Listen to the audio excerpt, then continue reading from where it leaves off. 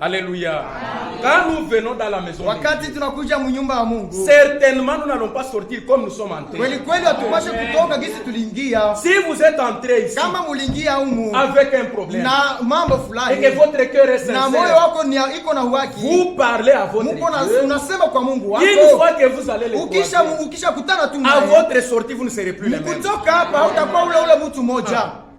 Si tu entres ici, Kama unaingia humu tu n'adores pas bien, hauabudu tu mzuri, ne sortiras pas les mêmes. hautatoka tena Tu ule, vas sortir ici étant mauvais plus utatoka hapa encore. tena uko mbaya zaidi.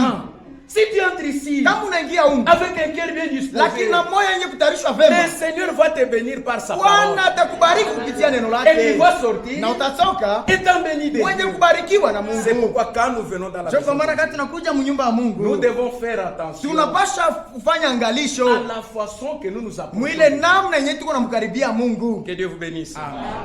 Nous n'avons pas assez de temps. Hatuna nyakati nyingi, Même une heure qu'on nous a donné, je pense. lakini ile saa moja watupatie na jake C'est pourquoi je vous invite Ndio kwa maana nawalika à vous tenir debout msimame pour honorer la lecture de la juu ya parole de Dieu. kutii sauti kusoma ya neno la Mungu. Aujourd'hui, nous allons lire Leo tutasoma dans 2 Samuel, Msalimieli wa pili chapitre 1, mstari wa kwanza à partir du verset 17. kuanzia mstari wa 17.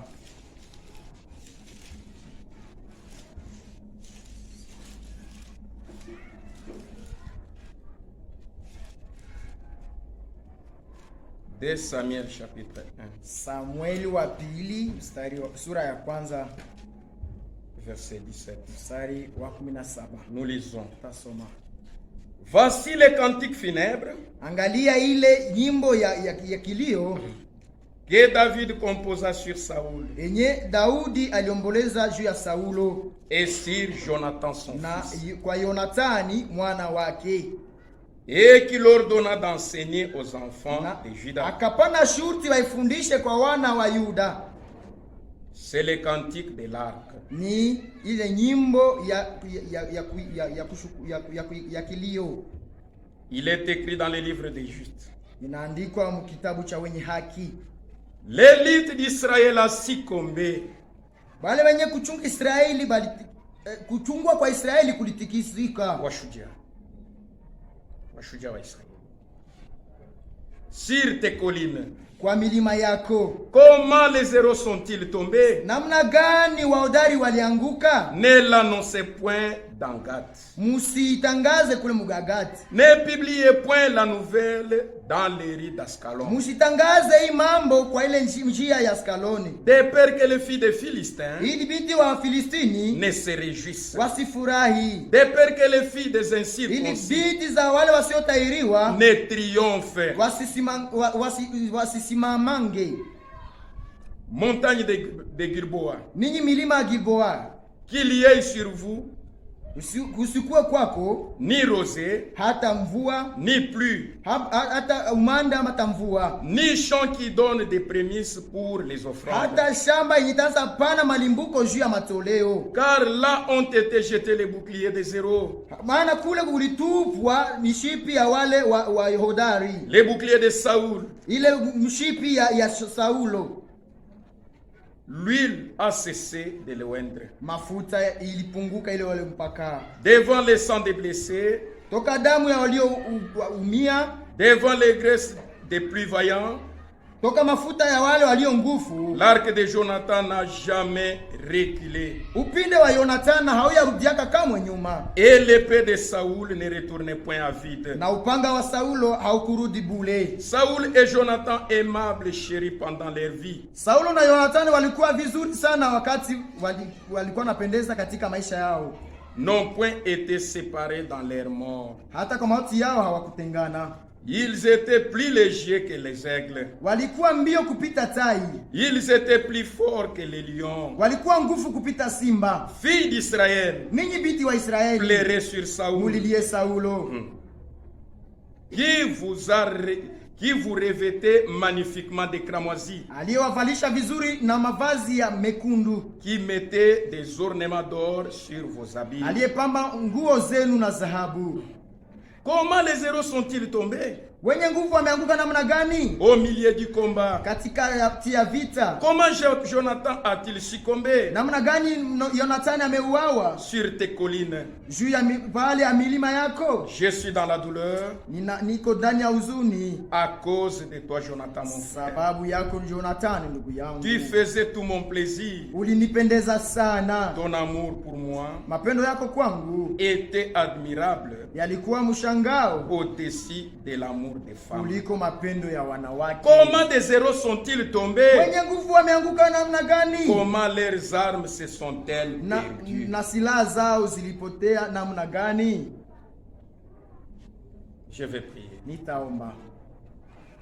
Éternel Dieu Tout-Puissant, wa milele, Mungu mwenye nguvu, nous venons ce soir devant ta face bénie. tunakuja ijioni mbele ya uso wako takatifu. Nous venons te dire merci notre Dieu. Tunakuja kuambia asante Mungu wetu. Parce que c'est toi qui es réellement notre Dieu. Kwani ni wewe ndio Mungu wetu kweli. Tu es notre force et tu es notre appui. Uko nguvu yetu na uko ya kusimamia chetu. Tu nous as gardés depuis les jours où nous étions séparés. Ulitulinda kuanzia siku yenye tuliachana. Et ce soir tu as conduit nos pas jusqu'à dans ta na ijioni umeongoza tena miguu yetu nyumbani mwako. Seigneur, nous nous abandonnons devant toi. Bwana, tunajiachilia mbele yako. Si toi tu descends, kama wewe unashuka ijioni, et si tu nous parles, Seigneur, na kama unasema nasi, nous n'allons pas sortir de la manière hatutatoka mwile namna que nous sommes entrés en ces lieux. Tuliingia hii pahali. Moi je ne suis qu'un homme, Seigneur. Mimi niko mtu tu. Il n'y a rien de bon à moi, Seigneur. Hakuna kizuri ndani que yangu. je sois seulement un micro. Ni kwetu micro. Mais toi parle à ton peuple. Lakini wewe useme kwa taifa lako. Afin que ce peuple soit édifié. Ili taifa iweze kujengwa. Nous nous abandonnons entre tes mains. Tunajiweka mikononi mwako. Pardonne nos manquements et nos usamee makosa yetu. Et reçois-nous dans ta présence. Utupokee muwepo wako. Car nous avons demandé. Kwani tunakomba na imani. Au nom de notre Seigneur. Jina la Bwana wetu et Sauveur Jésus. Na mkombozi wetu Yesu Kristo. Amen. Amen.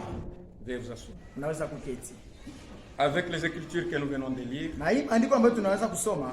Dans 2 Samuel chapitre 1. Samueli wa pili mstari wa kwanza. Nous allons essayer de parler sur un sujet intitulé. Tutasoma kutunga yenye kusema comment les héros sont-ils tombés? Namna gani wahodari walianguka?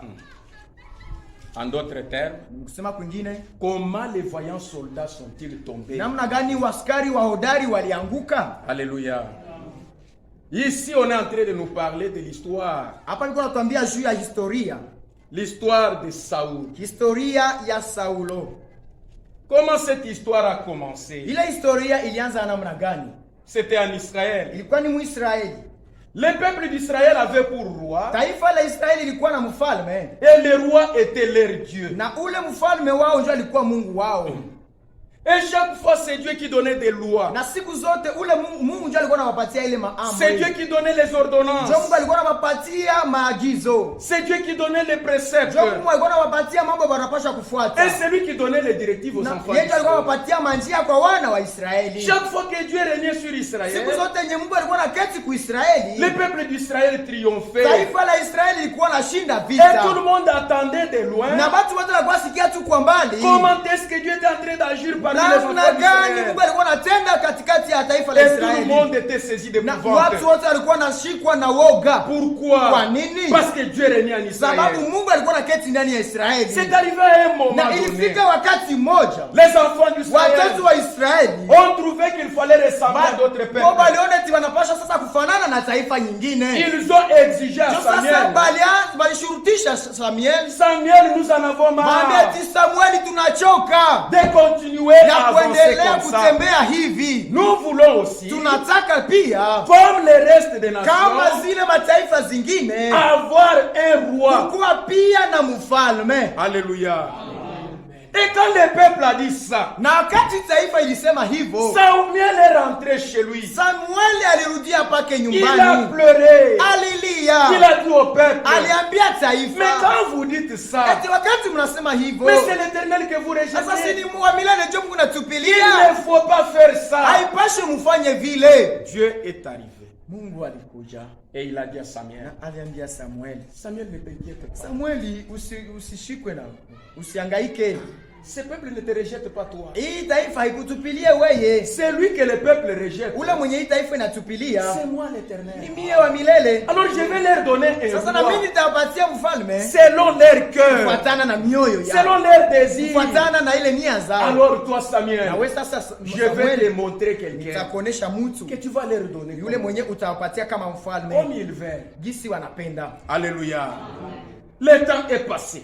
Nyakati zilipita À un certain moment, na kwa wakati moja Dieu Mungu a conduit les pas d'un jeune homme. aliongoza mwendo wa kijana moja Et son nom était Saoul. na jina lake ilikuwa ni Saulo. Il est allé voir Samuel Alienda kumuona Samueli parce qu'il était en train de chercher les brebis qui étaient perdues de son sababu père. alikuwa anatafuta ile makondoo ya babake ilikuwa imepotea. Alors longtemps qu'il avait cherché ça, Sasa kwa ile wakati mrefu alikuwa anatafuta, ils n'ont pas trouvé. hakupata. Alors son serviteur lui dit, Sasa mtumishi wake akamwambia, allons un peu de l'autre côté. twende kwanza kule ngambo, Il y a un prophète. kuko nabii huko. Peut-être qu'il nous dira où se trouvent nos brebis. Sasa mmoja atatuambia kondoo zetu ziko Quand wapi. ils sont arrivés là, Wakati walipofika hapo, Samuel a regardé Samueli et alitazama l'Éternel lui a dit, na muamilele c'est alimwambia celui-là qui sera roi. eti yule ndiye atakuwa mfalme wa Israeli.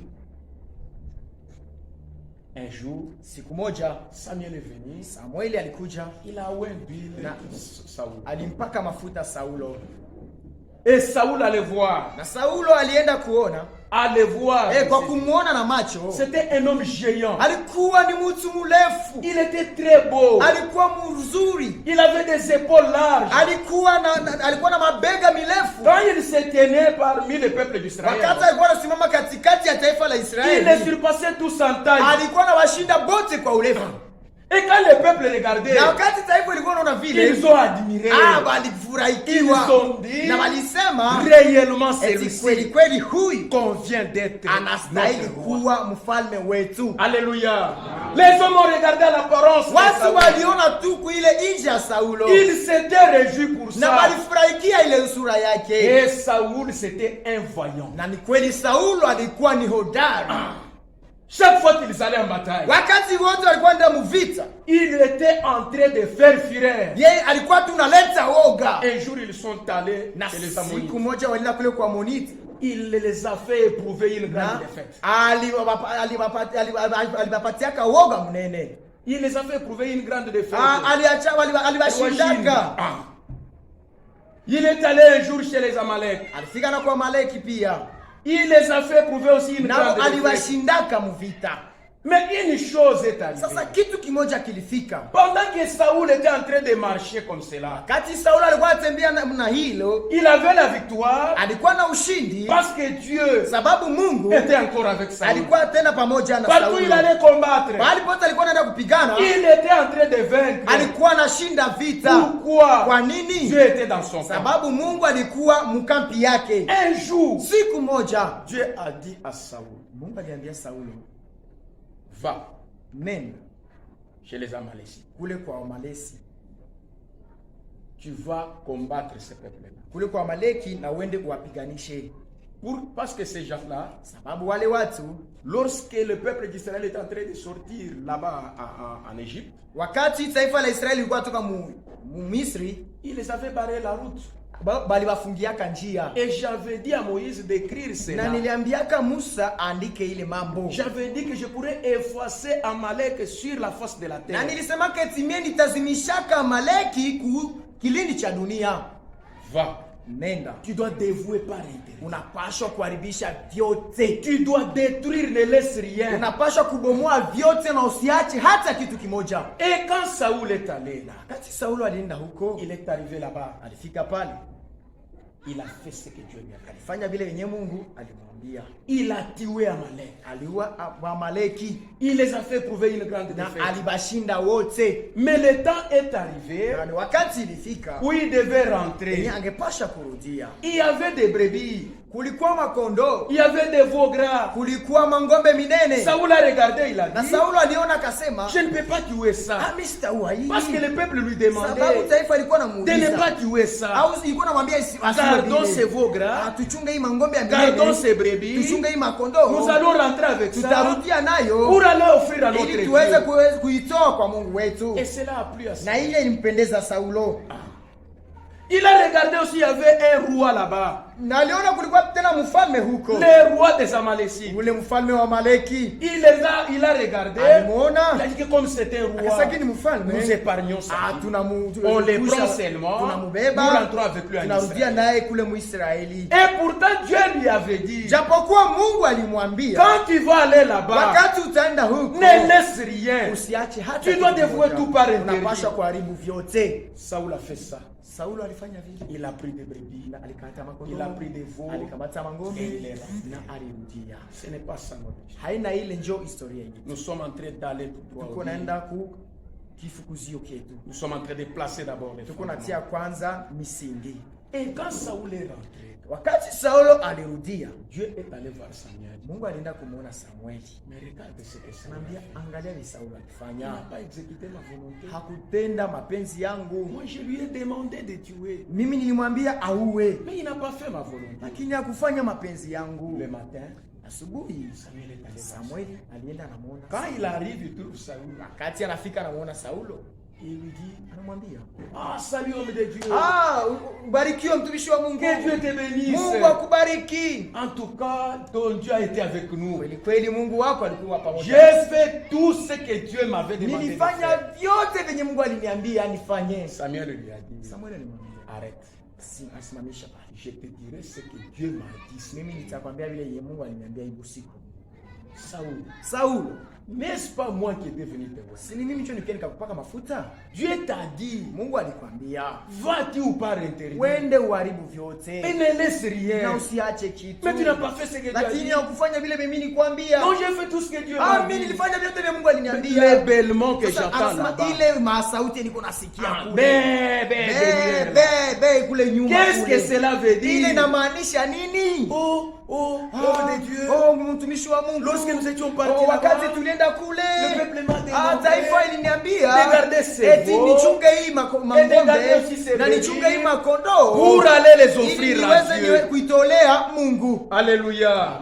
Samuel a dit, Samuel alisema, mais pourquoi tu as fait ça? Sasa kwa nini ulifanya vile? Est-ce que toi tu trouves que sasa unaopata ya kwamba Dieu aime les sacrifices? Mungu anapenda masadaka kushinda kutii neno lake. Qu'est-ce que tu as accepté? Sasa kwa nini uliitika? De suivre la voix du peuple kufuata sauti ya taifa, de suivre la voix de Dieu kuliko kufuata sauti ya Mungu. Regarde maintenant. Sasa angalia sasa. Puisque tu as fait ça, ulifanya hivyo, Dieu te rejette. Mungu anakutupilia. Tu ne seras plus roi. Hautakuwa tena mfalme. Alléluia.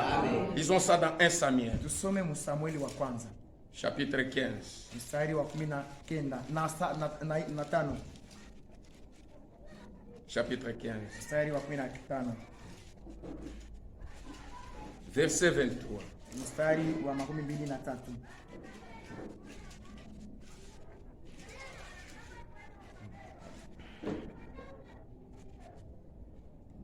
Bon, on peut monter un peu au verset 20. Nazenda ku mstari wa 22.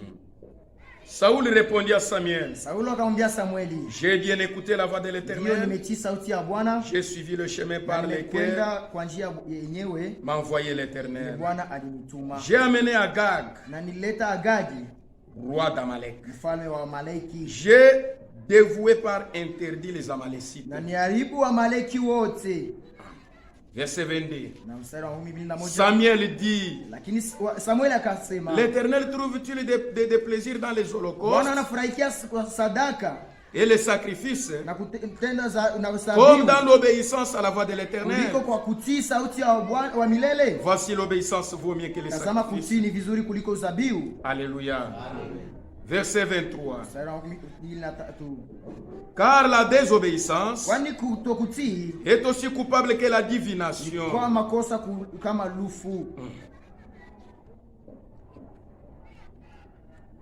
Et la résistance ne l'est pas moins. Ne l'est pas moins que l'idolâtrie et le téraphisme.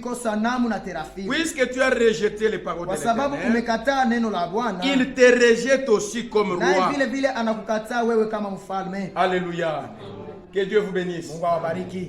Saulo c'était un voyant guerrier. Alikuwa ni hodari mpiganaji. Chaque fois qu'il allait en guerre, wakati yote alikwenda kuvita, il était un homme qui faisait éprouver une grande défaite aux autres personnes. Alikuwa mtu mwenye alikuwa anatia tu, alikuwa anashinda wale wa taifa wote alikwenda kupigana. Il le faisait chaque fois. Alikuwa anafanya wakati wote. Parce que l'Éternel était avec lui. Sababu Bwana milele alikuwa pamoja naye. L'Éternel l'accompagnait. Na Bwana alikuwa anamsindikiza pale pote. Mais qu'est-ce qui est arrivé? Sasa nini ilifika? Lorsque Saoul est allé, wakati Saulo alienda, il est arrivé chez les Amalécites. Alifika kule kwa Amaleki. Il a combattu Amalek. Alipigana na Amaleki. Et lorsqu'il avait combattu Amalek, alipokuwa anapigana nao, c'est arrivé qu'on ait d'exécuter toute la volonté de Dieu. Ilifika kusema atende ile mapenzi ya Mungu yote. Il a laissé les veaux gras et les brebis. Alichunga ile mangombe makubwa na ile makondoo. Il a épargné la vie d'Agag qui était roi d'Amalek. Na aliepusha maisha ya Agag aliyekuwa mfalme wa Amaleki. Pour lui, il croyait qu'il a fait la volonté de Dieu. Watu alikuwa anaweza eti alikuwa anafanya ilikuwa mapenzi ya Mungu. Écoutez mes frères. Sasa msikie ndugu na dada. Dans la parole de Dieu, neno la Mungu, il n'y a pas de pourcentage. Hakukwake ile pourcentage. Dire que ila kusema eti j'ai fait 80%. Mimi nilifanya 80%. Cela ne plaît pas à Dieu. Ile haipendezake Mungu. C'est que notre Dieu veut. Ile yenye Mungu anapenda. C'est que nous accomplissions sa parole. Ni kusema tufanye tutimize maneno yake yote à 100%.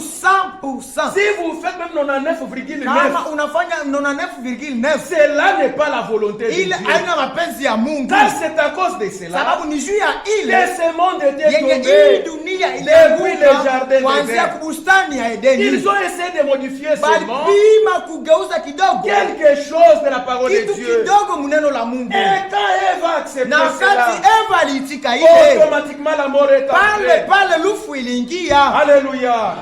Que Dieu vous bénisse. Mungu awabariki. Nous avons parlé tulisema que notre sujet eti tungo letu est intitulé inaitwa comment les héros sont-ils tombés. Namna gani wahodari walianguka. Les héros de Dieu, wahodari wa Mungu, ce sont les soldats, ni askari. Ce sont les gens qui ont été enrôlés, ni wale watu wenye waliitwa kwa askari pour pouvoir combattre, ili waweze kupigana, afin de garder la parole de Dieu, ili walichunge neno la Mungu. Maintenant, qu'est-ce qui amène ces gens à tomber? Sasa nini yenye nachaka wale watu wanaanguka? Les gens arrivent à tomber watu wanaangukaka parce qu'ils rejettent la parole de Dieu. Sababu wanatupilia neno la Mungu. Une fois que vous avez rejeté la parole de Dieu, wakati wote utatupilia neno la Mungu, toi-même tu quittes sous le contrôle de Dieu. Wewe mwenyewe unatoka chini ya uwepo wa Mungu. Et tu vas te placer sous le contrôle des démons. Na unajitia chini ya uwepo wa mapepo. Automatiquement tu n'es plus dans les camps de Dieu. Hapo hauna tena mkampi ya Mungu. Parce que la parole de Dieu dit, sababu neno la Mungu linasema, la victoire eti ushindi appartient au camp de Dieu. Iko juu ya kampi ya Mungu. Quand tu es dans les camps de Dieu, wakati watu uko mkampi ya Mungu, tu es dans la victoire. Uko muushindi. Et si tu sors du camp de Dieu, wakati unatoka mkampi ya Mungu, automatiquement tu marches dans la défaite. Pale unatembea sasa kushindwa. Alléluia. Amen. Quand Samuel a dit ça, wakati Samueli alisema hivi, automatiquement hapo Saulo, Dieu l'avait rejeté. Mungu akamtupilia. Et un jour Dieu a dit à Samuel, siku moja Mungu anambia Samueli, va, nenda, je vais te montrer une personne mtu yule et tu vas oindre ambaye utampaka pour mafuta que lui soit ili yeye awe roi sur le peuple d'Israël. juu ya taifa la Israeli. Dieu a montré à Samuel, Mungu alimuonesha Samuel, un jeune homme mkijana kidogo qui était David. Yeye aliitwa Daudi. Allez voir, umeona tu na macho, c'était un fémélite. Alikuwa tu ni mtu tu wa bule. Tu ne peux pas croire que celui-ci peut être. Hawezi hata kuamini eti huyu anaweza mfalme wa Et Israeli. même quand il est arrivé chez Isaïe, na wakati alipofika kwa Isaya, Isaïe a fait sortir tous ses enfants qui étaient géants. Yes, alitosha watu wote walikuwa wale baba. Il croyait que ce sont ces géants ici. Aliwaza ati aba watu wakubwa wa Comme ils sont en train d'envasiner un peu Saoul. Bogisi wanatafuta fanana na Saulo. Ce sont ceux-là qui seront des rois. Mais David n'était pas là. Lakini Samueli hakukuwa huko. David n'était pas là. Daudi hakukuwa huko. Dieu a dit à Samuel, Mungu aliambia Samuel, ne regarde pas ce que les gens regardent. Usiangalie vile watu wanaona. Parce que Samuel allait s'empresser. Sababu Samuel angepasha kukimbia un fils d'Isaïe, aweze kupaka l'aîné qui était géant. Ule mkubwa wa kwanza aliyekuwa mkuu. Et Dieu lui a dit, lakini Mungu alimwambia, ne regarde pas ce que les gens. Usiangalie vile watu biko. Moi je regarde au cœur. Mimi naangalia kama moyo. Jusqu'à ce que David est arrivé. Kati mpaka Daudi alifika, il a oint David. Alipaka Et il est devenu roi en Israël. Automatiquement dans ces temps, ce qui faisait la force de Saoul l'avait quitté. Et il était saisi maintenant d'épouvante. Il ne pouvait plus se tenir devant ses ennemis. Écoutez, peuple de Dieu. Quand vous n'êtes plus sous le contrôle de Dieu, vous allez commencer à fuir même les feuilles qui tombent de l'arbre. La nuit, tu es dans la maison. La souris passe de l'autre côté. Qu'est-ce qui fait ça? Parce que l'Éternel t'a abandonné. Et ce qui t'accompagne maintenant, c'est la peur. Parce qu'il n'y a plus d'assurance en toi. Et Saoul était là. Il ne savait plus quoi faire. Et un jour, maintenant, ils sont allés en guerre. Ils sont allés combattre les Philistins. Arrivé là-bas, comme Dieu l'avait déjà abandonné, il était en train de trembler. Il a dit au peuple, j'ai vraiment peur. Je ne sais pas qu'est-ce que nous pouvons faire. Nous allons éprouver une défaite. Il est allé consulter Dieu. Et Dieu ne l'a pas répondu. Ni par un son, ni par une vision. Il s'est dit, comme Dieu ne m'a pas répondu, je vais aller chercher les gens qui sont en train d'évoquer les esprits. Comme ça, ils me feront monter l'esprit. Samuel. Il viendra. Il me dira ce que je vais entendre. Alléluia. Mes frères et sœurs, il y a trois choses qui sont en train de faire tomber les enfants de Dieu, sur lesquelles nous allons parler aujourd'hui. La première des choses qui amène les gens à tomber, c'est la popularité. Alléluia. La deuxième des choses qui amène les gens à tomber, c'est l'argent. Et la troisième des choses qui amène les gens à tomber, ce sont des femmes.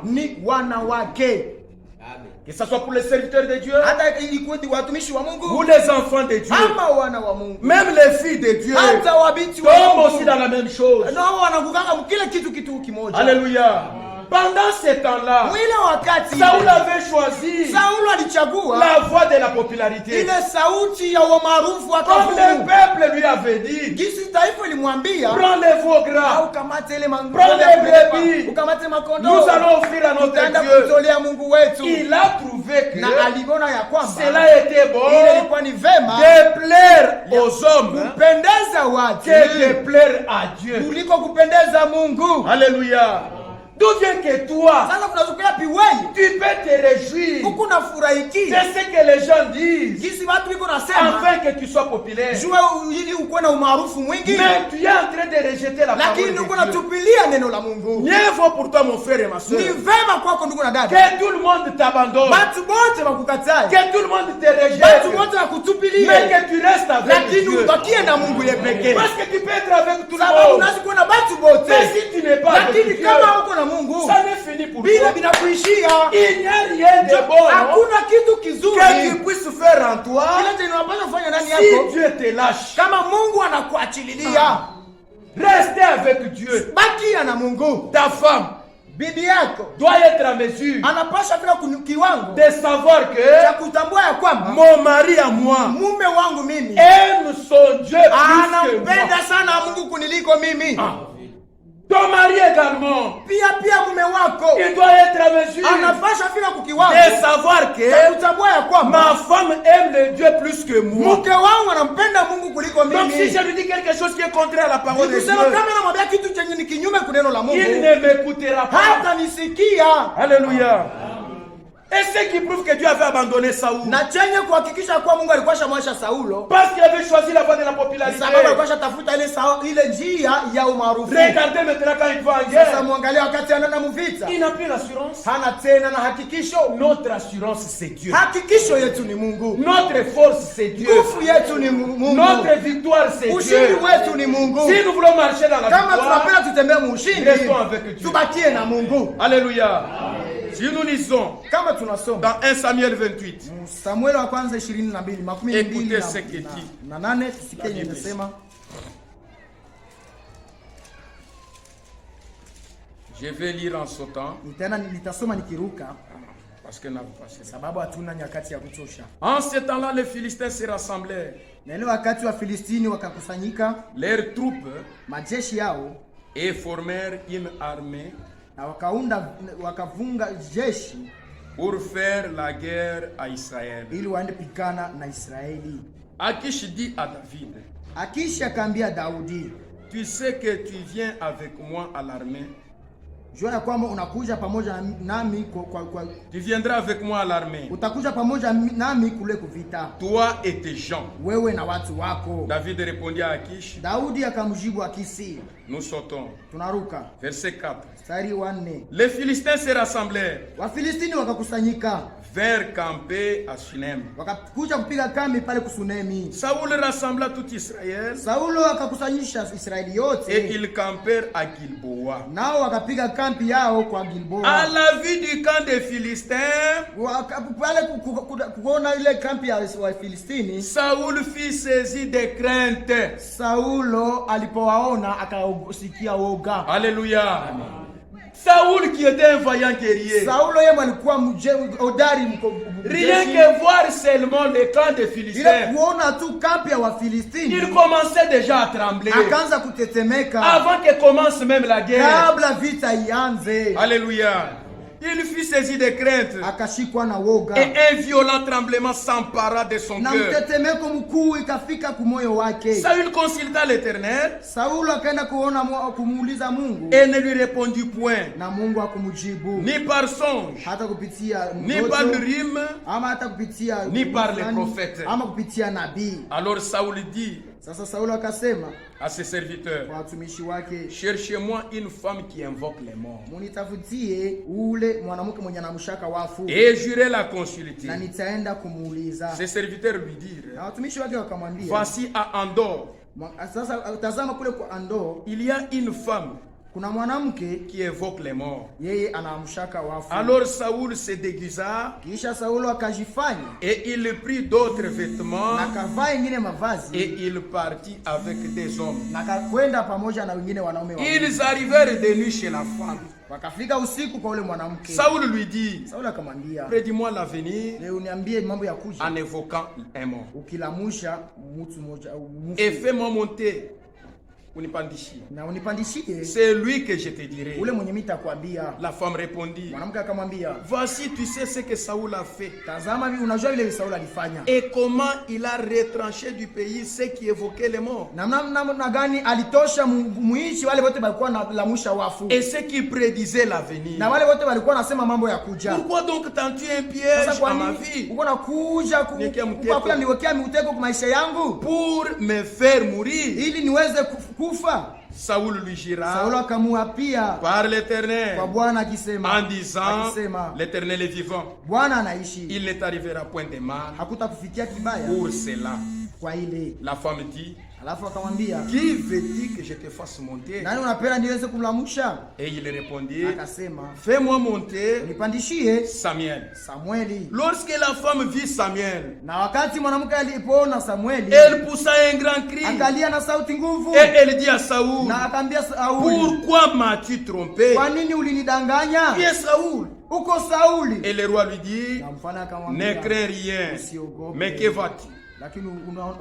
La femme dit, dis à Saoul, je vois un Dieu qui monte de la terre. Et il lui dit, quelle figure a-t-il? iko na uso wa namna gani? Et elle répondit, na akajibu, c'est un vieillard ni mzee qui monte iko napanda et il est enveloppé d'un manteau. na anafunikwa na vazi. Saoul comprit que c'était Samuel. Saulo akafahamu ya kuwa alikuwa ni Samuel. Et il s'inclina le visage contre terre. Akainama uso wake Et il se prosterna. akainamisha kichwa. Samuel dit à Saoul, Samuel akamwambia Saulo, pourquoi m'as-tu troublé? kwa nini umetaka kwa nini unataka unitabisha? En me faisant monter. Kwa kunipandisha. Saoul répondit, je suis dans une grande détresse. Ninatabishwa sana. Des Philistins font de la guerre. Kwa kuwa Filisti wanafanya vita. Et Dieu s'est retiré de moi. Na Mungu ameniacha. Il ne m'a répondu ni par les prophètes, wala nijibu tena kupitia hata ni par les songes, hata kupitia ndoto. Je t'ai appelé pour que tu me fasses connaître ce que je dois faire. Kwa hivi nimekuita wewe ili unijulishe nini napaswa kufanya. Samuel dit, Samuel akamwambia, pourquoi donc me consultes-tu? Kwa nini basi unaniuliza mimi? Puisque l'Éternel s'est retiré de toi. Ikiwa Bwana amekuacha et qu'il est devenu ton ennemi, na amekuwa adui yako, l'Éternel te traite comme te l'avait annoncé. Bwana amekutendea kama alivyosema de sa part. Kwa kinywa cha l'Éternel déchire le royaume d'entre tes mains. Bwana ameondoa ufalme mkononi mwako. Et il a donné à un autre, à David. Tu n'as point obéi à la voix de l'Éternel. Et tu n'as point fait sentir à Amalek l'ardeur de la colère. La colère de Dieu. Voilà pourquoi l'Éternel te traite aujourd'hui de cette manière. De même que l'Éternel livrera Israël avec toi entre les mains des Philistins. Israeli pamoja nao katika mikono ya Wafilisti. Demain toi et les fils et tes fils. Na wewe na wana wako. Demain. Kesho na wewe na wana wako. Vous serez avec moi. Mutakuwa pamoja nami. Et l'Éternel na Bwana livrera atatweka les camps d'Israël entre les mains des Philistins. Kampi ya Israeli mu mikono ya Wafilisti. Aussitôt Saoul tomba à terre. Pale Saulo akaanguka chini. De toute sa hauteur. Kwa ile burefu wake wote. Et les paroles de Samuel les remplit d'effroi de plus. Na ile tena maneno ya Samueli katia tena boga ya mingi ndani yake. Vous voyez, unaona? Saoul n'avait pas obéi à la parole de Dieu. Saulo hakutii kuneno la Mungu. Il n'avait pas suivi la voix de Dieu. Na kufuata njia ya Mungu. Et dès ces jours-là, na kuanzia ile siku, Dieu l'avait rejeté. Mungu alimtupa. Il avait même déchiré son royaume. Na alipasua pia ufalme wake. Il ne pouvait plus marcher avec la victoire. Angeweza tena kutembea na ushindi. Pourquoi? Parce qu'il avait suivi la voie de la popularité. Sababu alifuata ile njia ya umaarufu. Comme il avait suivi cette voie-là, kwa kuwa alifuata ile njia, Dieu l'a abandonné. Mungu alimukaacha. Et c'était fini pour lui. Na maintenant que le temps de la guerre était venu, nyakati za vita zilifika, il croyait que peut-être Dieu allait le répondre. Samuel angeweza kumjibia. Dieu ne l'a pas répondu. Lakini Mungu hakumjibu. Parce que Dieu n'était plus avec lui. Sababu Mungu hakuwa pamoja naye. Et cela est arrivé. Na ile ilifika, il est rentré à la guerre. Na alirudia kuvita. Si vous lisez dans 1 Samuel 31, wakati mnasoma Samuel wa kwanza 31, vous allez trouver que utapata pale là-bas Saoul pale Saulo et ses 3 enfants wale wanawake watatu étaient tombés wote walianguka pendant la guerre. Bali kufaka mvita. Ces enfants étaient morts wanawake walikufaka pendant que Saoul était éprouvé de l'effroi. Wakati Saul alikuwa na woga mwingi, il a cherché à fuir. Alipenda akimbie. Et il a dit à son serviteur de garder ses armes. Ule mtumishi wake achunge silaha lake. Prends ton épée. Kamata ile mpanga wako. Enfonce-moi. Wewe unichomeke pour que je puisse mourir. Ili nifariki. Je ne veux pas que les Philistins sipendi wa Filistini viennent me faire éprouver beaucoup de souffrances. Et son serviteur a dit non, je ne peux pas faire ça.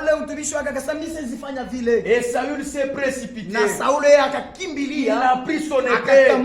Il s'est enfoncé. Et là même il s'est éteint.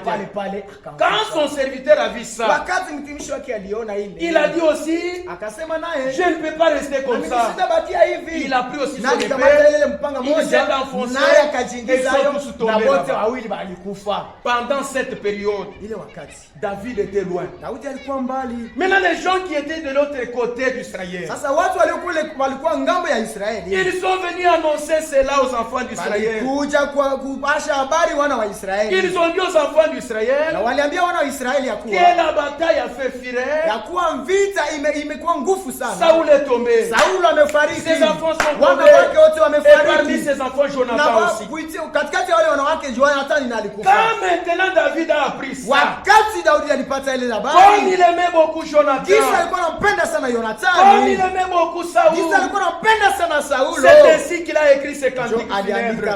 Et il a commencé à chanter. Et il chantait en pleurant, disant, les héros sont tombés. Ces héros-là qui étaient tombés, c'était les enfants d'Israël. C'était les rois d'Israël. C'est lui qui était le vaillant guerrier. C'est là qu'il est en train de chanter ce cantique-là. On peut revenir encore là-bas. Revenons là. Dans 2 Samuel. Chapitre 1. Verset 20. Écoutez ce qu'il dit. Ne l'annoncez point. Alléluia. Ne l'annoncez point dans Gath. Ne publiez point la nouvelle dans les rues d'Ascalon. David est en train de dire, ne partez pas annoncer cette nouvelle d'elle. Parce que c'est lui qui est tombé. Parce que c'est lui qui était à la tête d'Israël. Quand nos ennemis vont apprendre ça, ils vont commencer à se moquer de nous. Et ça ne sera pas bien. Ne l'annoncez pas. Gardez secret cela. Ça doit rester qu'entre les enfants d'Israël. Nous aussi, nous sommes les soldats de Christ. Nous avons été enrôlés par notre Dieu. Lorsque nous avons crié au Seigneur Jésus, on nous a enrôlés dans l'armée céleste. Chaque jour nous sommes en train de combattre. Et quand nous combattons, notre ennemi, c'est Satan. Notre ennemi n'est pas notre frère. Notre ennemi n'est pas notre soeur. Si notre soeur peut se retrouver dans une erreur, tu ne dois pas prendre ça et commencer à annoncer à d'autres personnes. Vous vous retrouvez entre vous, vous commencez à vous tapoter dans les mains. Vous dites, ah mon frère, tu as attendu. Il y a quoi? Ah, ceux-là qui disent que c'est eux les véritables croyants. Vous comprenez un peu comment commence la phrase? Ceux qui se prétendent être des véritables croyants. Ça, on nous dit qu'on l'a attrapé. Toi aussi, comme tu es insensé. Qu'est-ce qu'elle a fait? On l'a attrapé avec la femme de quelqu'un là-bas. Et là, tu commences à chanter. Tu quittes ici. Tu vas annoncer à une autre personne. Tu quittes chez celui-là. Tu vas annoncer chez une autre personne. Ne savez-vous pas que quand vous êtes en train de faire ça, c'est une honte dans les camps de Dieu. Nous avons été enrôlés dans l'armée de Dieu. C'est pour nous protéger. Il y a les principes de la guerre. Il y a les principes qui se trouvent dans l'armée. Et dans l'armée, quand vous allez au front, même si vous êtes en train de tirer des balles, si par mégarde, une balle va jusqu'à atteindre votre frère, vous, ce que vous avez à faire, vous ne devez pas le laisser. La chose que vous devez faire, c'est le prendre, le tirer pour le mettre derrière toi, et toi tu passes devant, tu commences à tirer là où il y a l'ennemi. kule kwenye il me protège. Pale uko na mulinda. Dans l'armée, il y a le principe tel que on ne doit laisser personne. Hatupashi kuacha mtu. Même si la guerre commence à faire fureur. Hata kama vita inaanza leta nous woga. ne devons laisser personne. Hatupashi kuacha mtu. Mais au contraire, nous lakini kinyume tunapasha kuchungana. Mais toi maintenant. Lakini wewe sasa. Quand tu te retrouves. Wakati unapatikana. Que ton frère est tombé. Ndugu yako ameanguka. Parce qu'il était au front. Sababu alikuwa kuvita. Une balle de l'ennemi l'a atteint. Ile risasi ya adui ilimubamba. Tu commences à prendre encore. Sasa kukamata tena. Ton fusil. Ile bunduki yako. Na unaanza kuongeza nyingine masasi. C'est-à-dire tu es insensé. Ni kusema uko pumbafu. Tu ne comprends rien. Hauelewi kitu. Sur cette terre. Kwa hii dunia. Il n'y a que deux camps. Kuko tu kampi mbili. Il y a le camp de Satan. Kuko kampi ya shetani. Il y a le camp de Dieu. Na kuna kwa kampi ya Mungu. Regardez même quand les gens sont en train de jouer au foot. Muone wakati watu wanacheza mpira. Vous verrez que quand l'un de l'un, wakati mmoja wao, il prend la balle, anakamata mpira, tout le monde est en train d'applaudir. Wote wanaanza kupigia mikono. Anasema va de l'avant. Va de l'avant. Cours avec le ballon. Et quand ils sont en train de dire et ça, quand ils disent cela, ils sont en train de motiver l'élève. Biko nakuwa namutilia nguvu Parce le que wabo. s'il arrive à marquer, wakati kama anaingiza ile la joie sera dans les camps de Dieu. furaha itakuwa mkampi ya Mais Mungu. si on nous marque, Sasa wakati sisi wanatuingiza là nous goli, sommes dans la tristesse. sasa pale tuko mhuzuni. Parce que nous n'avons pas bien joué. Sababu hatukucheza vizuri. Alléluia. Amen. C'est ça le principe de Ile l'armée. ndio agizo ya kupigana. Quand vous êtes au front, wakati mko vous kupambana, devez vous protéger. unapasha kuchungana. Et quand vous vous protégez, Wakati mnajichunga, c'est-à-dire celui qui se retrouve en position de force, sema yule mwenye iko na nguvu ya mingi, il doit faire le tout possible iko nafanya vyote pour protéger ceux qui sont encore dans une position de faiblesse. aweze kuchunga wale wote wenye iko mahali ya kutokuwa na nguvu dhaifu. Quand vous vous retrouvez dans une position de force, wakati unapatikana mahali ya protégez ceux qui sont chunga wale wote faibles. wenye biko wadhaifu. Il ne faut pas dire Usianze kusema ça venir niko na nguvu comme c'est moi qui ai la et force que wewe basha kumpika et na que lui mika aura déjà donné la main nikimbie niende et que mbali. je fuis et que j'aille. David n'a pas fait ça. Daudi hakufanya vile. Quoique Saoul cherchait la mort de Hata David, kama Sauli alikuwa tafuta lufu la quand Daudi, il a appris que Saoul est tombé, wakati Daudi alisikia ati Sauli David a commencé ameanguka, à pleurer. Daudi alianza Il kulia. était en train de chanter. Alianza kulia. Il a appris ses cantiques funèbres à tous les peuples Alifundisha d'Israël. ile nyimbo ya maono. Comment les héros sont tombés. Namna gani wale wa jemadari walianguka. Qu'est-ce qui les a amenés à tomber Nini ici? iliacha wanaanguka hivi? Alléluia. Ils sont tombés Balianguka. parce qu'ils ont abandonné la parole de Dieu. Sababu baliacha neno la Mungu. Alléluia. Si vous lisez dans Juge, Kama mnasoma Mwanzo Juge 20, Waamuzi Vous allez jusqu'à 23. muenda makumi mbili na tatu. la Bible dit Biblia ceci, inasema hivi. que nous devons sauver nos frères. Tunapasha kuokoa ndugu zetu. Quand vous trouvez que quelqu'un est dans une position de Kama faiblesse, unakutana mtu iko ile njia ya wende umsaidie. valide. Tu as regardé, tu as vu Kama uliona que unaangalia ton frère a encore les démons de la boisson. eti ndugu yako iko na ile pepo ya kukunya Ce pombe. que Dieu nous demande, Kile chenye Mungu anatuomba au lieu d'aller annoncer à d'autres personnes, ila kusema uende kuambia watu wengine, va voir ton frère. uende uone ndugu yako. Kumwambia sema, Utilidike mon frère, ce que tu fais ndugu yangu kile uko n'est unafanya pas correct. haina vizuri. En tant que des enfants de Kama Dieu, wana wa nous Mungu ne devons pas boire. hatupashe kukunywa Si tu pombe. n'as pas la force de lui annoncer, Kama hauna nguvu ya kumwambia, retourne à la maison. rudia kunyumba, Agenouille-toi en upige secret. magoti mzuri, Commence à crier devant uanze Dieu. kulia mbele ya Mungu. Seigneur, Bwana, son frère, ndugu nous yangu, savons que c'est un bon frère. tunataka ndugu mwema. L'école que nous avons acheté à Ili l'église, malate tuliuza il a fait kanisa. contribuer, il nous a donné. Yeye ndio aliuza La construction de l'église. na hii kujenga Il a kanisa. contribué même avec des Na briques alitia mchango pour kupitia mettre les pavements dans ili l'église. tuweze kutia pamoja Ce frère Huyu contribuait. ndugu yetu alikuwa anatoa Chaque jour, il mchango vient wake. soutenir la parole de Siku Dieu. zote alikuwa kuya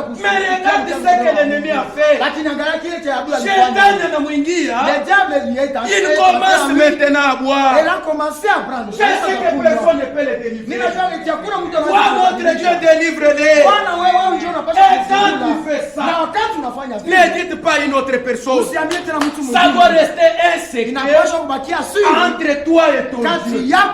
Quand Dieu voit dans ton cœur que réellement tu as de l'amour, Dieu exaucera cela.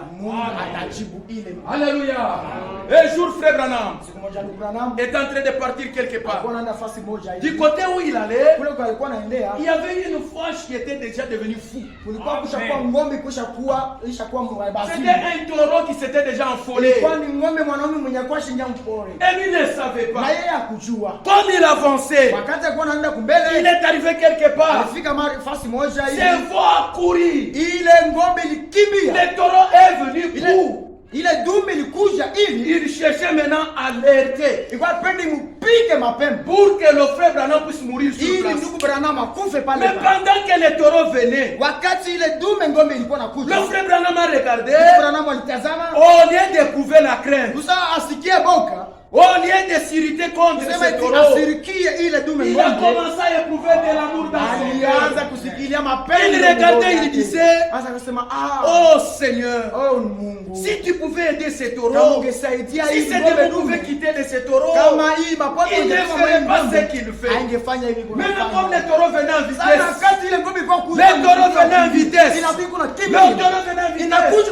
il arrive en force de frère. Au lieu de cogner frère, le taureau est tombé par terre. Oh, il est tombé par terre. Qu'est-ce qui a fait ça? Le taureau n'a plus la force. Il a cogné le frère Branham. Parce qu'il y avait une force qui était en frère Branham. Et cette force qui était en lui, c'était quoi? C'était l'amour. Et cet amour a arrêté. Il n'y a pas un plus grand fusil que nous avons. Il n'y a pas une bombe qui soit grande que nous avons. Si ce n'est l'amour, avec l'amour, vous pouvez tout écraser. Si le Seigneur Jésus avait vaincu les démons, il est venu nous sauver. C'était par amour. Et la Bible dit ceci: Dieu a tant aimé le monde qu'il a donné son fils unique, afin que quiconque croit en lui ne périsse point, mais qu'il ait la vie éternelle. Alléluia. Maintenant dans l'armée, quand nous sommes dans l'armée, nous avons un seul capitaine. Et le cerveau de l'armée, c'est le capitaine. Ce capitaine, qu'est-ce qu'il fait? C'est lui qui est en train de vous commander. Que Dieu vous bénisse. C'est lui qui est en train de vous commander. Lui regarde. Il est en train de voir les mouvements. Quand il voit qu'ils ont commencé à tirer beaucoup de balles, il dit tout le monde par terre. Allez-vous tous vous tombez par terre. Vous suivez quoi? Les commandements. Alléluia. Tout le monde par terre. Vous allez par terre. Si toi tu restes debout, la balle va t'atteindre et tu vas mourir. Alléluia. C'est comme ça dans l'armée de Dieu. Nous avons un seul capitaine. Et le capitaine que nous avons, on ne l'a jamais vaincu. Nous avons un capitaine invincible. C'est lui qui donne les commandements. Et les commandements qu'il nous a donnés se trouvent dans la parole. Si vous voulez rester en vie, suivez les commandements de Dieu. Alléluia. Maintenant regardez. Quand vous êtes au front, vous tous vous allez de l'avant. Personne ne peut. Même si la guerre fait fureur, vous allez toujours de l'avant. Si vous êtes en train d'avancer et on remarque que toi tu commences à fuir, ce sont tes coéquipiers, ils vont prendre les fusils parce que tu es un fouillard. Ici dans l'armée où nous sommes entrés, on se doit toujours toujours d'avancer. Satan avance. Nous aussi nous avançons. Satan vient. Nous aussi nous avançons. On ne doit pas reculer. Quand il dit, il est écrit. Nous aussi nous répétons. Il est aussi écrit. Alléluia. Mais maintenant regardez. Quand vous êtes dans l'armée, nos armes ne sont pas dirigées les uns contre les autres. Nos armes tous sont dirigées contre les ennemis. Alléluia. Nos armes sont dirigées contre les ennemis. Maintenant toi demande-toi. Ton arme à toi est dirigée contre les ennemis. Alléluia. Parce que toutes les armes doivent être dirigées contre les ennemis. Et si il est mal parmi les peuples, il y a un soldat qui ne respecte pas les commandements. Il prend l'arme, il commence à tirer sur les autres.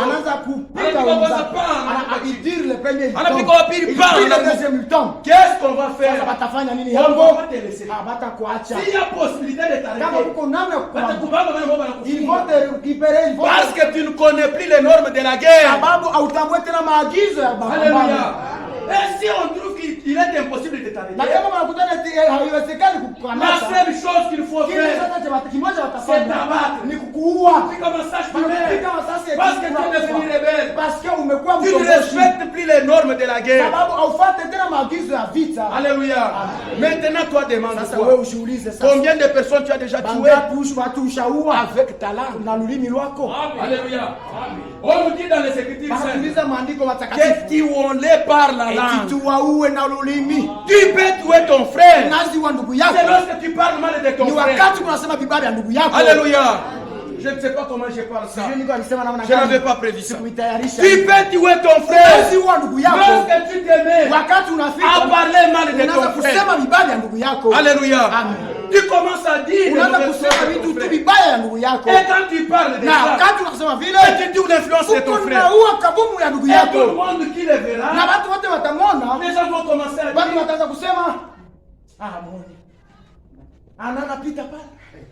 tu connais. J'avais raconté ça. C'est un adultère. C'est un ivrogne. Et personne ne lui fera plus confiance. Qu'est-ce qui l'a amené à faire ça? Qu'est-ce qui a amené les gens à faire ça? C'est toi avec ta mauvaise langue. Au lieu que tu gardes ta langue pour ne pas tuer l'influence de ton frère, tu commences à dire des choses. Les gens n'ont plus confiance. Donc c'est ça ta bonne façon d'agir. La meilleure des choses à faire, c'est d'aller propager de mauvaises choses. Nous dans notre cas, la Bible ne nous dit pas ça. La Bible nous dit ceci, que si nous devons parler, qu'il ne sorte de notre bouche aucune mauvaise parole. Mais s'il y a lié, si vous voulez parler, que des paroles qui sortent de votre bouche soient comme assaisonnées de sel, qui peuvent apporter la joie, la bénédiction, la douceur à ceux qui entendent ce que tu dis. Maintenant demande-toi, quand toi tu parles, qu'est-ce qui est produit dans le cœur des gens? Est-ce que les paroles que tu dis là, tout ce que toi tu parles là, est-ce que ça peut être digne d'approbation? Alléluia. Que Dieu vous bénisse. Amen. Les normes de la guerre, nous devons respecter cela. Parce que nous sommes en bataille. Et nous combattons l'ennemi Satan. Notre adversaire c'est Satan. Nous pouvons les lire. 1 Pierre. Chapitre 5. Verset 8. Sura 5 mstari wa 8. La Bible dit ceci. Biblia inasema hivi.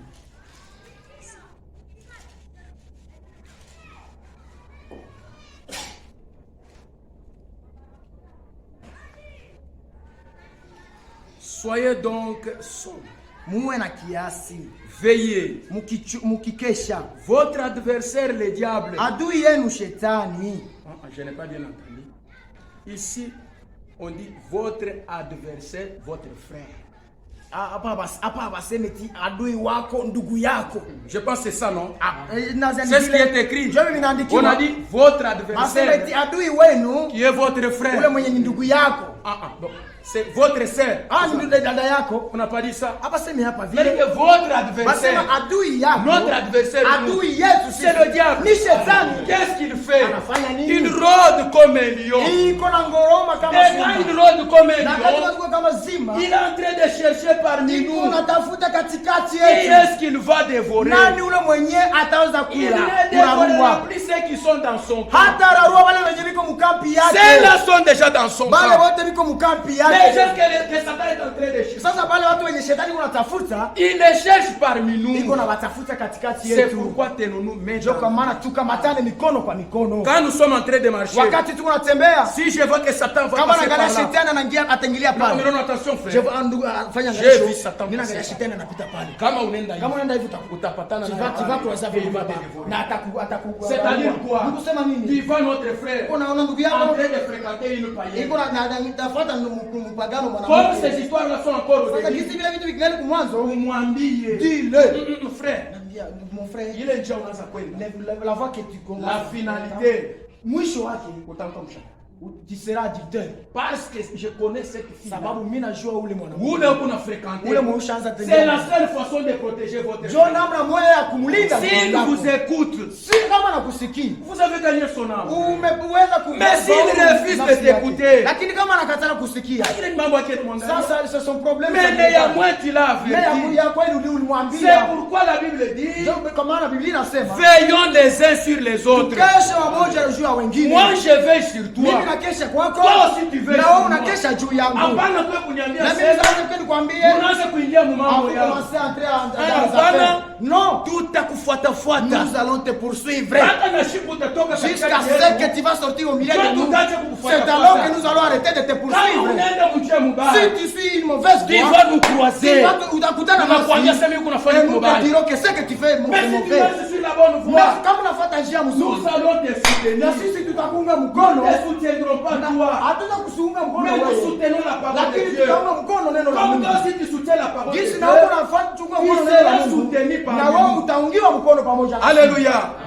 Donc nous devons veiller les uns sur les autres. À cause de la popularité, Saoul a perdu la royauté. À cause de la popularité, Saoul était mort et Dieu l'a rejeté. La même chose revient encore parmi les peuples de Dieu. D'où vient que tu peux plaire aux hommes?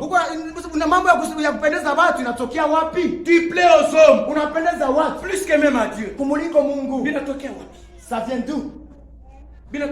Ça vient d'où? D'où vient que tu commences à plaire aux hommes plus que Dieu? Si toi tu plais encore aux hommes, si tu ne sauras pas plaire à Dieu, tu ne peux pas plaire à Dieu. Parce que tu ne peux pas avoir 2 mètres à la fois. Tu sais Dieu, et tu seras encore Satan. Tu haïras un et tu aimeras l'autre. C'est comme ça. Tu dois rejeter ce que tu pour pouvoir prendre Dieu. Alléluia. Nous pouvons les lire. Dans Galates chapitre 1. Verset 10.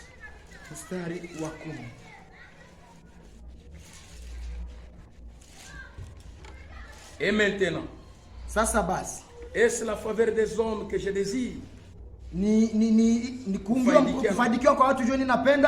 Ou celle de Dieu? Est-ce que je cherche à plaire aux hommes? Si je plaisais encore aux hommes, je ne serai pas serviteur de Christ. Alléluia. Si je plais encore aux hommes, kama nikingana pendeza watu, je ne saurais pas plaire à Dieu. Usema sitaweza kumpendeza Mungu. Comment est-ce que je vais plaire aux hommes? Namna gani nitapendeza watu? Parce que la volonté des hommes, sababu mapenzi ya watu va toujours à l'encontre de Dieu. Inatembea tu kinyume na mapenzi ya Mungu. Ça ne peut jamais marcher ensemble. Abitembe yake kamwe pamoja. Dès la nature, na ile asili yao. Le cœur de l'homme est mauvais. Muasili roho ya mtu ni mbaya. Il est tortué par-dessus tout. Inajaa isharibika kupita vyote. Il n'y a rien de bon dans le cœur de l'homme. Hakuna kizuri mumoyo wa mtu. Ce qui fait que le cœur de l'homme kinafanya roho ya mtu puisse être bon, ikuwe mzuri, c'est quand la parole de Dieu ni wakati neno la Mungu vient sur cet homme inakuja kule mtu et ça accomplit ce que dit Ézéchiel. Inatimiza ile yenye Ezekiel. Si vous lisez dans Ézéchiel 36, kama unasoma mu Ezekiel 36 verset 24, vous descendez pour 2 na 6, Dieu dit ceci: Mungu anasema hivi, j'ôterai de vos corps eti nitatosha les cœurs de pierre, ile mioyo ya mawe, je vous donnerai un cœur de na chair nitawapatia mioyo ya qui est sensible à ma parole. ile nitaweza kuitikia. Je ferai en sorte que na nitafanya hivi vous observiez mes lois, muweze kuchunga amri yangu, pratiquer mes ordonnances, na muweze kutenda maagizo yangu. C'est quand Dieu vient, ni wakati Mungu il ôte ce cœur d'homme, anatosha ile roho ya il vous donne un autre cœur qui est sensible à la parole de Dieu. C'est alors que vous pouvez vivre la parole. Alléluia. On ne peut pas plaire aux hommes. Nous devons plaire à Dieu. Alléluia. Que Dieu vous bénisse. Lisons l'autre écriture.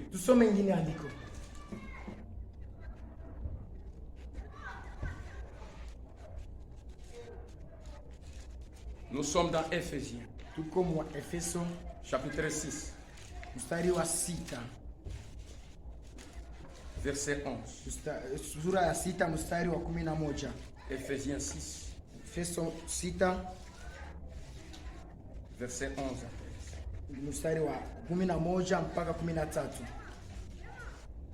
On peut commencer à 10. Écoutez ce que dit la Bible. Au reste, frère, basi ya kumaliza ndugu, fortifiez-vous dans le Seigneur. Muzidi kuwa hodari katika Bwana, par sa force toute puissante, na katika uwezo wa nguvu zake. Revêtez-vous de toutes les armes de Dieu. Vaeni silaha zote za Mungu, afin de pouvoir tenir ferme contre la ruse du diable. Ili muweze kusimama juu ya ila za shetani. Alléluia. Afin de pouvoir tenir ferme, ili muweze kusimama imara contre la ruse du diable. Ile ila za shetani. On n'a pas dit contre votre frère. Hapana, juu ya ndugu yako. Notre unique adversaire c'est Satan. Adui wetu mmoja ni shetani. Afin de pouvoir tenir ferme, ili tuweze kusimama imara contre la ruse du diable. Juu ya ile hila ya shetani. 11. Revêtez-vous de toutes les armes de Dieu, afin de pouvoir tenir ferme contre les ruses du diable. Car nous n'avons pas à lutter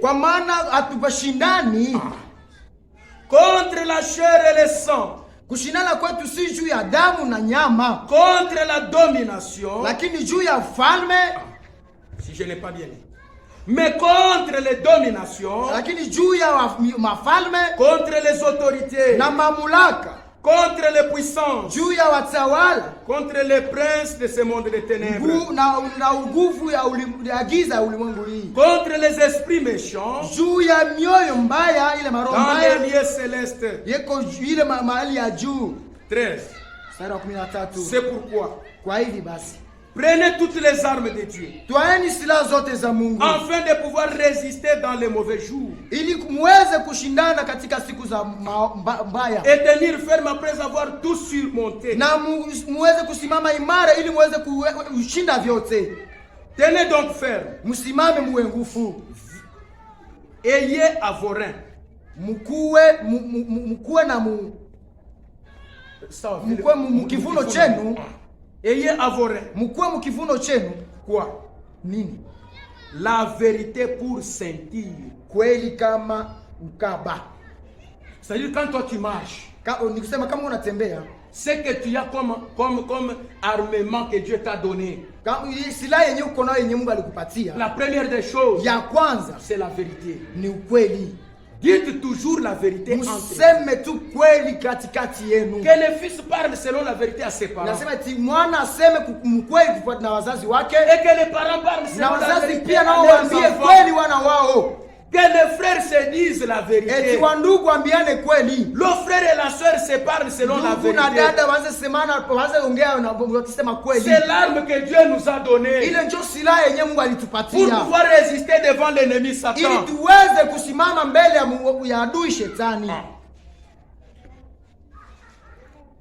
Revêtez-vous de la justice. Mettez pour chaussures à vos pieds les ailes que donne l'évangile de paix. Prenez par-dessus tout les boucliers de la foi, avec lesquels vous pourrez éteindre tous les traits enflammés du malin.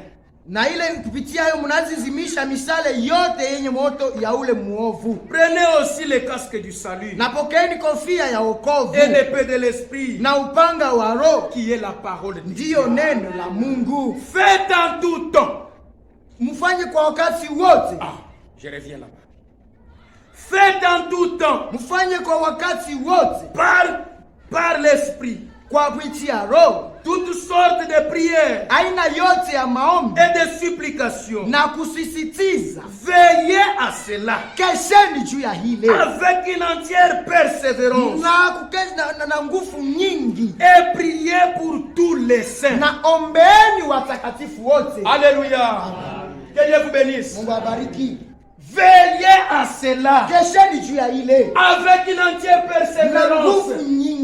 C'est-à-dire quoi? Il ne faudra pas que tu te retrouves, tu passes soit une semaine, tu ne pries pas. Après, quand tu viens un jour à l'église, ça c'est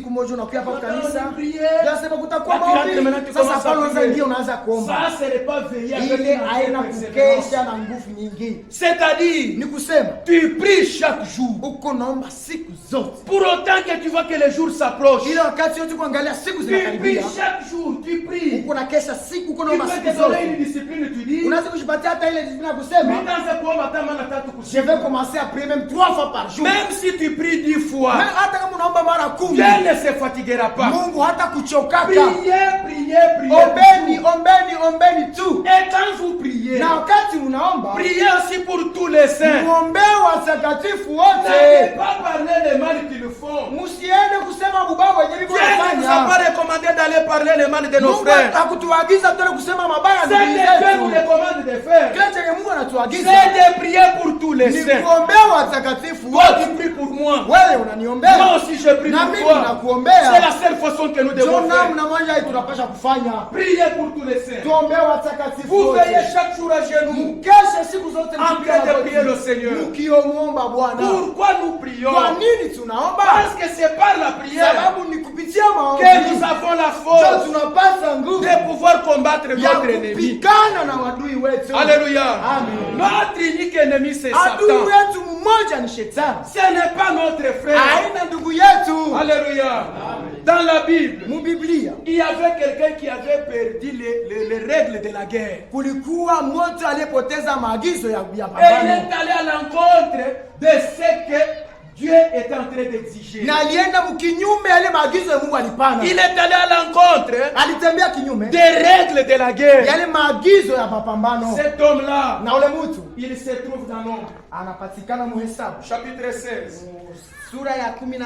C'est Corée. C'est Dathan. Et Abiram. Ils étaient dans le camp d'Israël. Ils étaient parmi le peuple de Dieu. Dieu leur avait parlé. Il les avait fait sortir d'Égypte. Il les amenait dans un pays où coule le miel et le lait. C'est là qu'ils allaient tous. Et Dieu avait placé sur un homme qui était Moïse. C'était le prophète de Dieu. Il avait la parole de Dieu.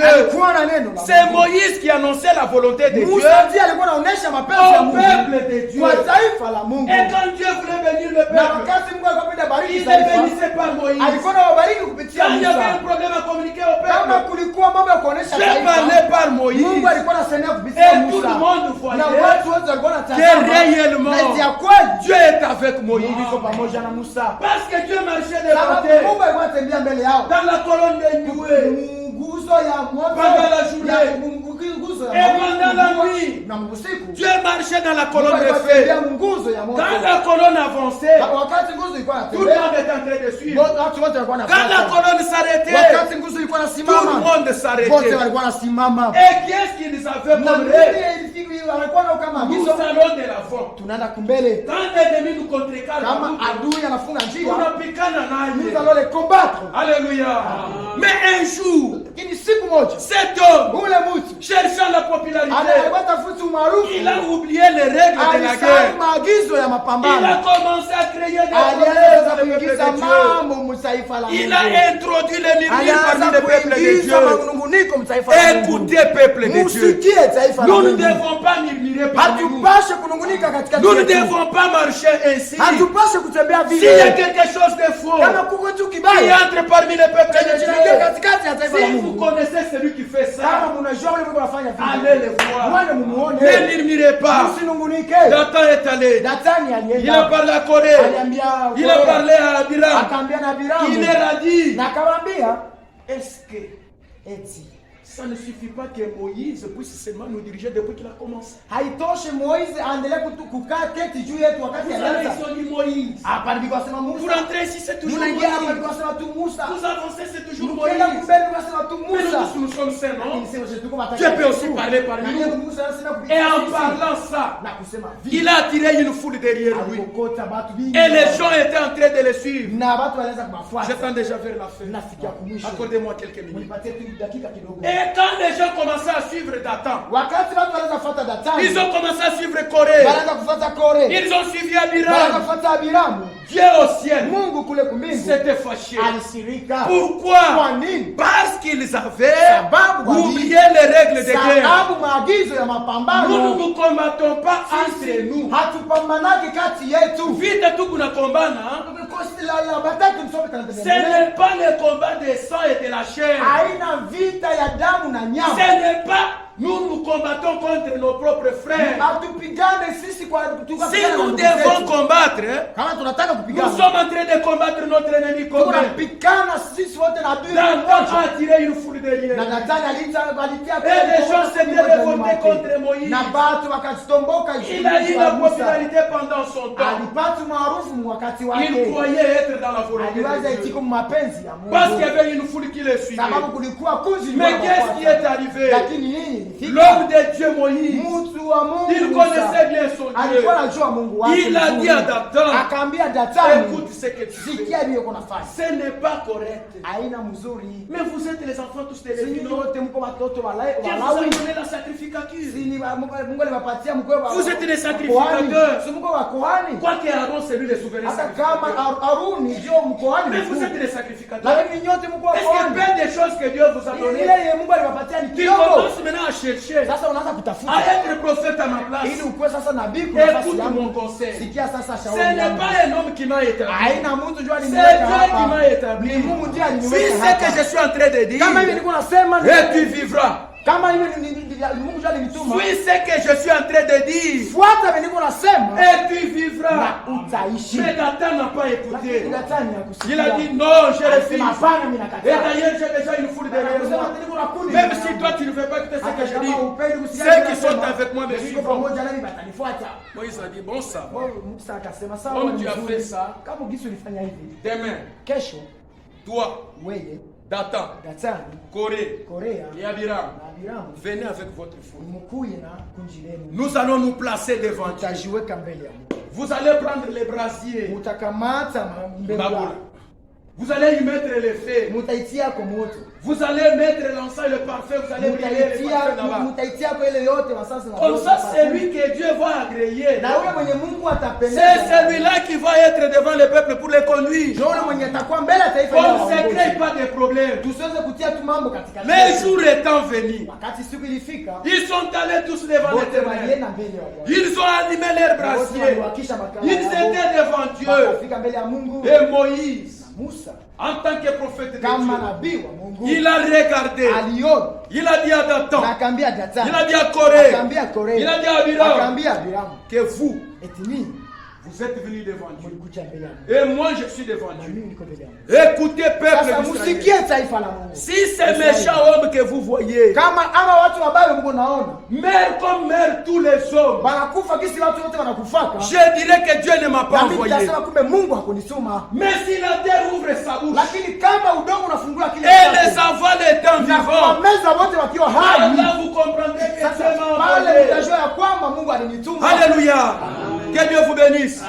Moïse a dit aux gens, Musa aliambia watu, retirez-vous de ces méchants hommes, mtoke nyuma wale Allez, ambao mwende. mtwende mbali nao, qu'ils restent eux-mêmes de leur côté. wabakie wao kule Et nous kungambo allons yao, rester aussi de na l'autre sisi côté. twende kungambo Au yetu. même moment qu'ils étaient Pale là, pale wakati walikuwa pale, la terre udongo a ouvert sa bouche. ulifungua kinywa chake, Ils sont descendus vivants wote waliingia wazimu dans les séjours des kule morts. siku za wafu. Pourquoi? Kwa nini? Parce qu'ils s'étaient révoltés contre Sababu Dieu. walitomokaka kwa Mungu, Parce qu'ils avaient voulu suivre la voie de la sababu prophète. walipendaka wafuate ile njia Ils ya n'avaient pas maarufu. voulu écouter la parole de Dieu. Hawakupenda kusikia neno la Mungu. C'est l'un des éléments Ni mmoja qui amène beaucoup de gens yenye kunabeba watu à mingi tomber dans la disgrâce.